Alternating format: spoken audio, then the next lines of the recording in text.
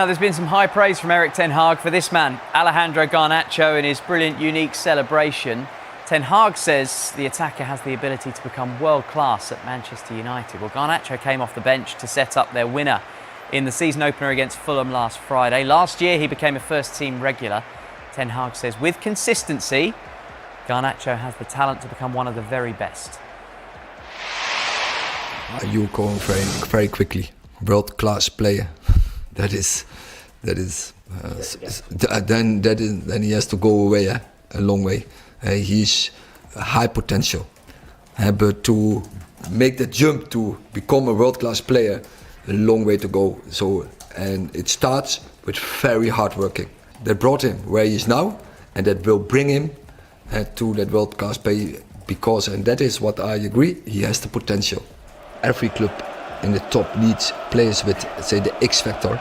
We already have seen on occasions that he shows this X factor, but also others in our squad already have shown it. So if you want to be really that player where your colleague is talking about world class, then you have to do it consistently. Well, Garnacho has been one of the first names on the team sheet for Ten Hag since the start of last season. He's made 30 starts, scored 7 goals and provided 5 assists. And he ranks highly for chance creation and dribbles completed, with only Marcus Rashford managing as many with 48. Well, like Garnacho, Joshua Zirkzee could be brought into the starting lineup for today's game against Brighton. He scored the winner last week. Ten Hag has warned players they'll have to be patient because of the amount of competition in the squad. You have to accept that and then make sure that you are first under the first 11, make sure you are under the first 20, and that is, you have to prove it, so show it every day in the training pitch, and of course in every minute you can get. And so I was very pleased last week, and coming 2 players on, Zirkzee and Garnacho, and making the difference. You don't win with 11 players. In games, but also between games, you need more than 11 players to win the football games. Hi, welcome back to Good Morning Transfers. Right, Juventus are trying to sign Manchester United forward Jadon Sancho. Talks over personal terms, not thought to be a problem. It's thought to have taken place already, so that's all fine. Juventus trying to do a deal at the start of the window, but they couldn't meet the valuation. Dave, have we got to this point? It's been quite a long time, and I feel like we've been talking about Jadon Sancho quite a lot. We've got 7 days to go. He's still a Manchester United player. This all goes back to pretty much a year ago this week when he made his final or last appearance in the Premier League, at least for Manchester United against Nottingham Forest. And then there was the fallout when he was left out of the squad. I think it was for the Arsenal game. And there was a disagreement between Sancho, Erik Ten Hag, meant that he was out of the picture firmly. And then he went on loan, of course, to Borussia Dortmund in that January transfer window. I think, for all intents and purposes, you would say that move was a good one for him. He obviously played in the Champions League final. Back to Manchester United this summer. Question marks were, could Borussia Dortmund afford the fee? The answer was no. Back to United. And then we learned last month that he had pretty much buried the hatchet with the manager. And he was back in the plans for pre-season, played a bit of a part. Missed the opening weekend this year with, I think Erik Ten Hag said it was an ear infection.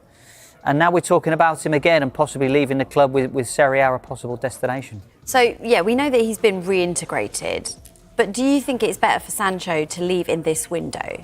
I think at this point, it's probably best for him and Manchester United, especially the fact that, he went to Dortmund. He had 14 appearances, 2 goals, but it was more of the impact that he had for the side. He almost lifted the spirits, and he was a part of the guard that got them to the Champions League final. But then when he came back, he had a decent pre-season, played in a few positions. But then the season starts, only plays 7 minutes in the Community Shield. Amad Diallo is obviously the clear favourite in that position. On the left-hand side, it's basically untouchable because if it's not Rashford, it's Garnacho, who's proven that, he's ready to start week in, week out. And for him, I think at this point in his career, he's going to want that game time. He's going to want to play a big part or just have the opportunity to prove himself. And I think in Ten Hag's system, he's never really got it going as much as he would have wanted to. And obviously, he'd still want to have a point to prove. But if there's a better team, i.e. Juventus, that makes sense, I think he would be keen on going. Where do you think Arteta will fit him in, guys? Well, he's a versatile midfielder. He can play as a deep line playmaker, but we've seen him to brilliant effect as a number 8 now because Real Sociedad have had Martin Zubimendi doing such a brilliant job as a holding midfielder. And as Sam said there, Arsenal have struggled a little bit to fill the void left by Granit Xhaka in terms of the left side of that midfield 3. Kai Havertz was used at the start of last season, but he's excelled so much now as a central striker. And Declan Rice has really showed what he can do in advanced areas as a box-to-box midfielder. But now with the options that Arsenal have across that midfield line, it does give Mikel Arteta the opportunity to rotate. You fear for the minutes for the likes of Fabio Vieira and Jorginho and Thomas Partey may have a slightly lessened role, I think, now with Mourinho coming in, because what's fascinating is he played alongside Martin Odegaard on loan for a season when Odegaard was at Real Sociedad on loan. They combined really well there, and a few years on you just wonder what they can do together. So I think it's a case of somebody who can slot in straight away as a starter, but also it's just giving Arsenal those options. We've seen them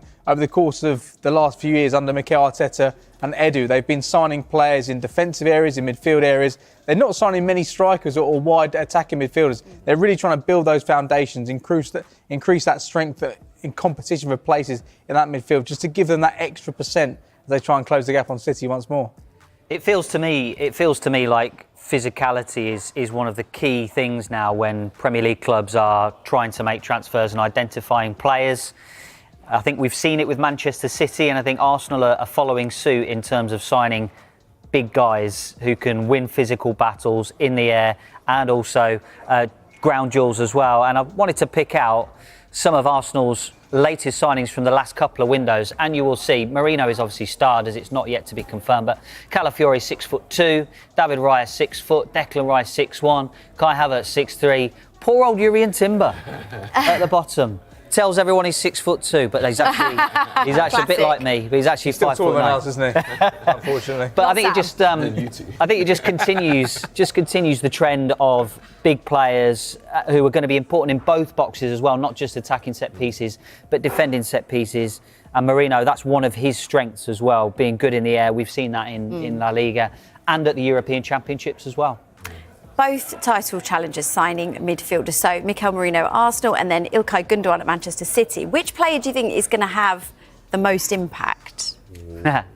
See, I think it's going to be Marino. I really do. Really? I think Gundogan is like a cherry on top of the cake almost. That little bit of stardust that Manchester City know all about and they can bring him in. But I just think the way Arsenal have reinvented their left-hand side, I think Marino's going to have such a huge impact. And we saw at key moments last year, effectively, Arsenal's title challenge and Champions League campaign faltered over the space of 4 days. They were beaten at home by Aston Villa and they were beaten in the Champions League by Bayern Munich. And you look back and think about those games.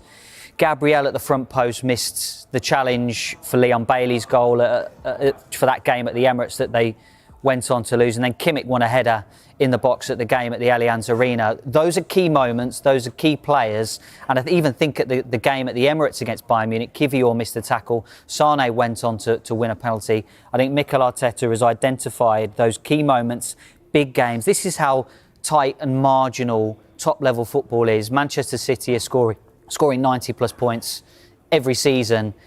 It comes down to knockout games in the Champions League. It's big moments like that. And Mikel Arteta has looked at it and tried to fix those key moments. And I'm using the word fix very loosely because it's not really fixing, because they've got amazing players there anyway. It's just that little level above that they've tried to identify this summer and improve on, and that's why I think Marino is going to be one of the biggest impacts over Gundogan. I think he'll be a good impact and a big impact for Arsenal. But when you look at Gundogan, what he'd done in previous years for City, how important he was for Barcelona as well. It's not like he's dropped off in form or standards. He still has the high standards that he had at Manchester City, and we saw them linked with Bruno Guimaraes. We saw loose links of Eberechi Eze.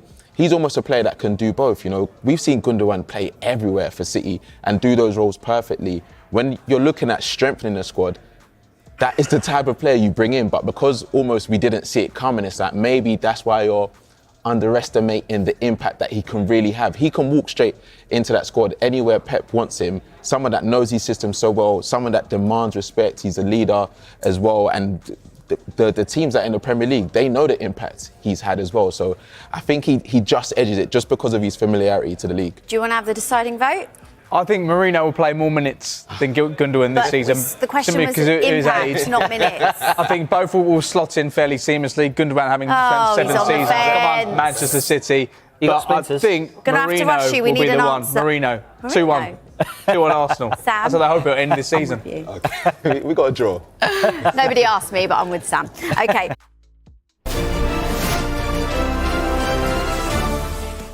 Manchester United player ratings against Brighton. Ahmad shines, but 4 struggle. Manchester United fell to Brighton in their second Premier League match of the season, with Ahmad scoring but several players underperforming. Here's a breakdown of how each player fared. Almost a decade after leaving Old Trafford, Danny Welbeck struck against his former club, capitalising on a mistake by Harry Maguire to put Brighton 1-0 up. Ahmad missed a golden opportunity to score when the match was still goalless, and Joshua Zirkzee was brought on earlier than expected, replacing Mason Mount at halftime. Ahmad redeemed himself by equalising, and Alejandro Garnacho seemed poised to put United ahead, only for his shot to be deflected by the offside Zirkzee. Then, Pedro sealed the win for Brighton with a header in the 94th minute. Player ratings. Andre Onana distributed the ball well and set up Diogo Dalot for a chance. Escaped unscathed after a risky move in his own third. 6. Noussair Mazraoui played cautiously until caught off guard by Danny Welbeck's opener. Otherwise, it was a solid performance against tougher opponents. 6. Harry Maguire should have handled João Pedro's cross, which led to Welbeck's goal. Was subbed off for Matthijs de Ligt before the full 90 minutes. 5. Lisandro Martinez contributed well in attack but was missing in action when Welbeck scored. Left a gap that led to James Milner's chance at 1-0. 6. Diogo Dalot delivered a perfect cross for Ahmad, who missed a great chance. Cleared off the line for Milner. 6. Casemiro started strong but faded, becoming a defensive liability. Struggled in the second half. 5. Kobbie Mainoo looked out of breath, likely due to a lack of game time over the past 9 months. Might have been subbed off earlier if United had stronger midfield options. 5. Ahmad should have at least hit the target from Dalot's cross and squandered a chance with a poor pass. Made up for it by scoring the equalizer. 6. Mason Mount had his best and most impactful time in a United shirt, but was subbed off at halftime, presumably due to injury. 6. Marcus Rashford frequently caught offside and ahead of the play for his disallowed goal. United's weakest link and was subbed off shortly after the hour mark. 4. Bruno Fernandes complained to the referee after Brighton took the lead. Surprisingly subbed off just as he was starting to influence the game. 5. Substitutes. Joshua Zirkzee unluckily deflected Garnacho's shot towards goal while in an offside position. 5. Alejandro Garnacho thought he had put United ahead 2-1, but Zirkzee was offside. A definite upgrade over Rashford. 7. Matthijs de Ligt made a key interception. 5. Scott McTominay thrown on as a last-ditch effort, possibly his final appearance for United. 6. Antony had little impact on the game. 5.